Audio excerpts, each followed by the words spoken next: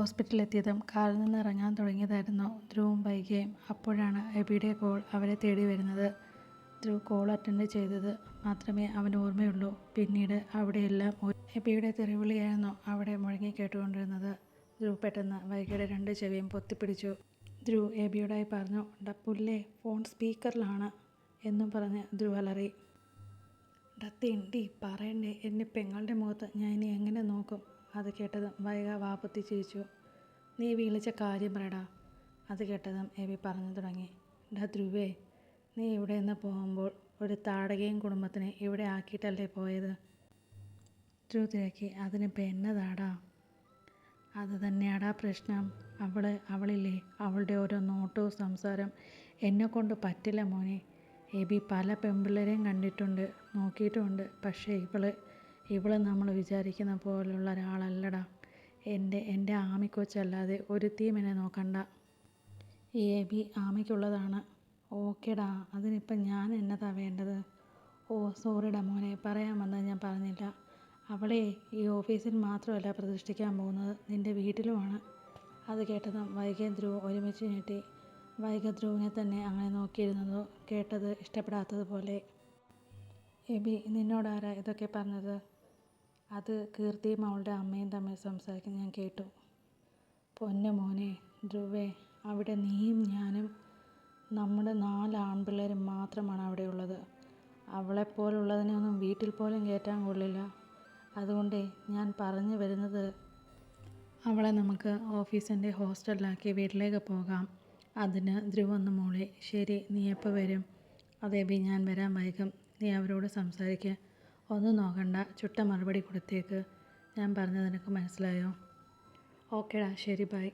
അതും പറഞ്ഞ് Dhruv call cut ചെയ്തു. രണ്ടുപേരും കാറിൽ നിന്നിറങ്ങി. കാറിൽ നിന്നും പുറത്തേക്കിറങ്ങി. ഇതേ സമയം വൈഭവിനെ കാണാൻ ഐസിയുവിനുള്ളിൽ കയറിയതാണ് പ്രമീള.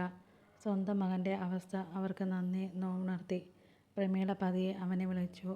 വൈഭവ് അവരെ നോക്കി പല്ലുറുമി. "ഞാൻ പറഞ്ഞ കാര്യം എന്തായി? എവിടെ വൈഗ?"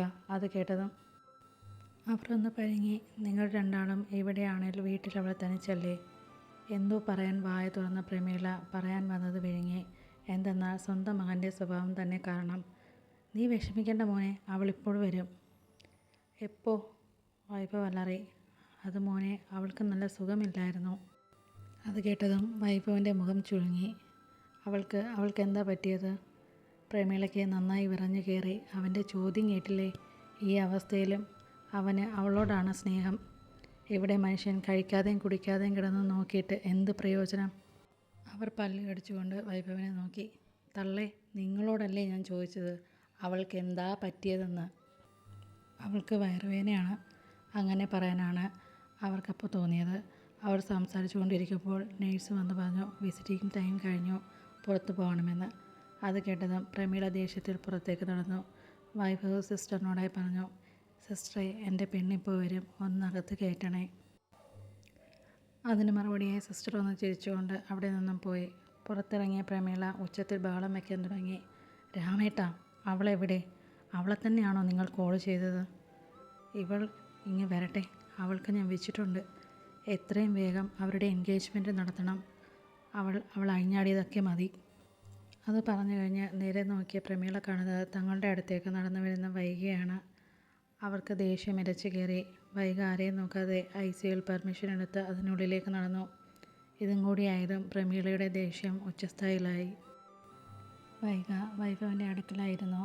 "വൈഭവ് ചേട്ടാ" എന്നുള്ള വൈഗയുടെ വിളിയിൽ അവൻ്റെ കണ്ണുകൾ വിടർന്നു. അവൾ അവൻ്റെ ഓരോ നോട്ടത്തിലും ഭാവത്തിലും വല്ലാത്തൊരവസ്ഥയിലായി.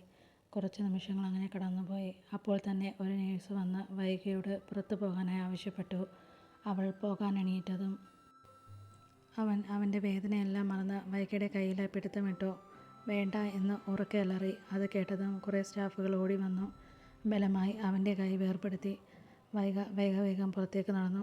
പുറത്തേക്ക് വന്നതും പ്രമീളയുടെ വിധം മാറി. അവർ അവളോടായി ചോദിച്ചു, "ഇപ്പോൾ ഏതവൻ്റെ കൂടെയാണ് നിൻ്റെ പൊറുതി?" അത് കേട്ടതും വൈഗയ്ക്ക് ദേഷ്യം വരാൻ തുടങ്ങി. പെട്ടെന്ന് രാമൻ തൻ്റെ ഭാര്യയെ വിലക്കി.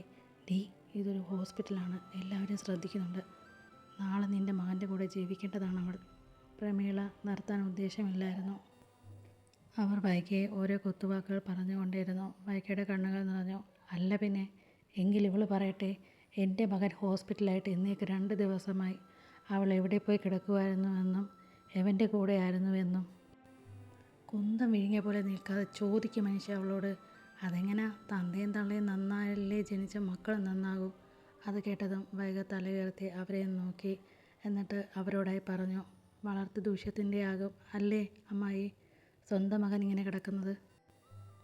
വൈക പറഞ്ഞു തീർന്നില്ല. അവളെ പിടിച്ചു ഉലച്ചു പ്രമീള. എന്നിട്ട് ഊക്കോടെ അവളുടെ കർണം പുകച്ചു. എന്തു പറഞ്ഞടി അസത്യം നീ? പെട്ടെന്നാണ് വൈകയ്ക്ക് ഓർമ്മ വന്നത്. പുറത്ത് അവളെയും കാത്തു നിൽക്കുന്ന ധ്രുവ്. അവൻ ഇവിടെ വന്ന് സംഭവിക്കുന്നത് അമ്മായിയെ ധ്രുവ് വെറുതെ വിടില്ല. തന്നെ ഉപദ്രവിച്ച് എന്ത് നടക്കും ഇവിടെ?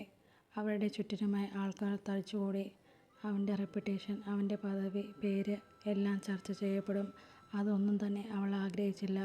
വീണ്ടും തൻ്റെ അടുത്തേക്ക് അടുക്കുന്ന അവരെ വൈക ആഞ്ഞു തള്ളി. പ്രമീള നടുവും തല്ലി വീണു. വൈക അവിടെ നിന്നും മുന്നിലേക്ക് ഓടി. ഇവളിതെന്തെടുക്കുക അകത്ത് എന്നും പറഞ്ഞ് ഇതും പറഞ്ഞ് ധ്രുവ് മുന്നിലേക്ക് നടന്നു. അവൻ കാണുന്നത് തൻ്റെ അടുത്തേക്ക് ഓടി വരുന്ന വൈകയാണ്. അത് കണ്ടതും 2 കൈയും നിവർത്തി പിടിച്ച് അവളെ അവൻ നെഞ്ചിലേക്ക് അടക്കി പിടിച്ചു പുറത്തേക്ക് നടന്നു. പാർക്കിങ്ങിൽ ചെന്നിട്ടും വൈക അവൻ്റെ നെഞ്ചിൽ നിന്നും അകന്നു മാറിയില്ല. അങ്ങനെ കിടന്നു. വൈക, പെണ്ണെ, എന്താ പറ്റിയത്? ദുർബലമായി അവളുടെ മുഖം പിടിച്ചുയർത്തി. അപ്പോഴാണ് ധ്രുവ് അവളുടെ കവളിൽ കാണുന്ന അടിയുടെ പാട്. ഇതെന്താ പറ്റിയത് ചോദിക്കുമ്പോൾ അവൻ്റെ സ്വരം നേർത്തു പോയിരുന്നു. അവൻ അവളുടെ മുഖത്തേക്ക് തന്നെ നോക്കിയിരുന്നു. നിമിഷ നേരം കൊണ്ട് ധ്രുവിൻ്റെ മുഖത്ത് ദേഷ്യം ഇരച്ചു കയറി. മുഷ്ടി ചുട്ടി പിടിച്ചുകൊണ്ട് പുറംതിരിഞ്ഞ് പോകാൻ തുടങ്ങിയത് വൈക അവനെ വട്ടം പിടിച്ചു. വേണ്ട ധ്രുവ്, പോകല്ലേ, എന്നെ തനിച്ചാക്കി പോകല്ലേ പ്ലീസ്. അവളുടെ വിറയാർന്ന സ്വരം അവൻ്റെ നെഞ്ചിൽ തുളഞ്ഞു കയറി. അവൻ അവളുമായി കാറിൻ്റെ ബാക്ക് സൈഡിലേക്ക് കയറി അവളെ ചേർത്ത് പിടിച്ചു. കുറച്ചു നേരം അങ്ങനെ തന്നെ ഇരുന്നു. എന്നിട്ട് രണ്ടാളും വീട്ടിലേക്ക് തിരിച്ചു. വീട്ടിലെത്തിയതും ആരെയും നോക്കാതെ അകത്ത് കയറി വൈക ഡോർ അടച്ചു. ഇത് കണ്ട് എബി ധ്രുവിനോട് ചോദിച്ചു, ഡാ, നിൻ്റെ കൂടെയല്ലേ അവൾ വന്നത്? എന്നതാണാ പറ്റിയേ? ധ്രുവ് അപ്പോൾ ഹോസ്പിറ്റലിൽ അരങ്ങേറിയതെല്ലാം അവനോടായി പറഞ്ഞു. എല്ലാം കേട്ടതും എബി ധ്രുവിനോടായി പറഞ്ഞു, ഡാ പുല്ലേ, നീ ഇല്ലായിരുന്നോ അവിടെ ആ പെണ്ണും പിള്ളക്കിട്ട് 2 കൊടുക്കാൻ? അതിനവൾ സമ്മതിക്കണ്ടേടാ. ആ ബെസ്റ്റ്. എന്നാൽ മോനൊരു കാര്യം ചെയ്, എൻ്റെ കൊച്ചിൻ്റെ അടുത്ത് പോയി കുറച്ച് നേരം ഇരിക്കുക. ആരും ഇല്ല എന്ന് അവൾക്ക് തോന്നണ്ട. എബി അത് പറഞ്ഞതും ധ്രുവ് വൈകയുടെ റൂമിലേക്ക് നടന്നു. റൂം നോക്ക് ചെയ്തു. വൈക റൂം തുറന്നു. ധ്രുവ് റൂമിലേക്ക് കയറി. പുറംതിരിഞ്ഞു നിന്ന വൈകയുടെ പുറകിലൂടെ അവൻ്റെ നെഞ്ചിലേക്ക് അവളെ ചേർത്ത് പിടിച്ചു.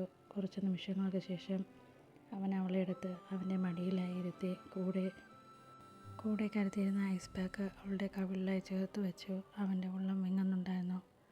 അവൻ്റെ ഉള്ളം അവൾക്കായി തുടിച്ചു. അവൻ അവളെ തന്നെ കണ്ണെടുക്കാതെ നോക്കിയിരുന്നു. അവൾ അവനെ പാളി നോക്കിയതും അവൻ്റെ നോട്ടത്തിന് മുന്നിൽ അവൾ പതറി. 2 പേരുടെയും കണ്ണുകൾ തമ്മിൽ കോർത്തു വലിച്ചു. ധ്രുവൻ്റെ മുഖം അവൻ അവളിലേക്ക് അടുപ്പിച്ചു. അവളുടെ കീഴ്ചുണ്ടിനെ പതിയെ തുടങ്ങിയ ചുംബനം അവളുടെ നാവിനെ ചുരുട്ടി വലിച്ചു. അവളിൽ നിന്നും ഒരേങ്ങൽ പുറത്തേക്ക് വന്നു. അവൻ്റെ കൈകൾ അവളിൽ അലഞ്ഞു നടന്നു. ഒടുവിൽ ശ്വാസമെടുക്കാൻ ബുദ്ധിമുട്ടുന്ന അവളെ കണ്ടതും അവൻ പതിയെ അവളിൽ നിന്നും അകന്നു മാറി. അവൻ അവളെ തന്നെ നോക്കിയിരുന്നു. കൈ എപ്പോഴും അവളുടെ മൃദുലതയെ തഴുകി തലോടുന്നുണ്ടായിരുന്നു. അവൾ കണ്ണുകൾ ഇറുക്കി അടച്ചു പിടിച്ചു. 2 കൈയും അവൻ്റെ ഷോൾഡറിലായി അമർന്നു.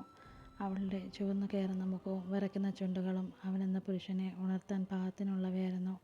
അവൻ്റെ നാവും പല്ലും അവളുടെ മുഖത്തിലും കഴുത്തിലുമായി ഒഴുകി നടന്നു.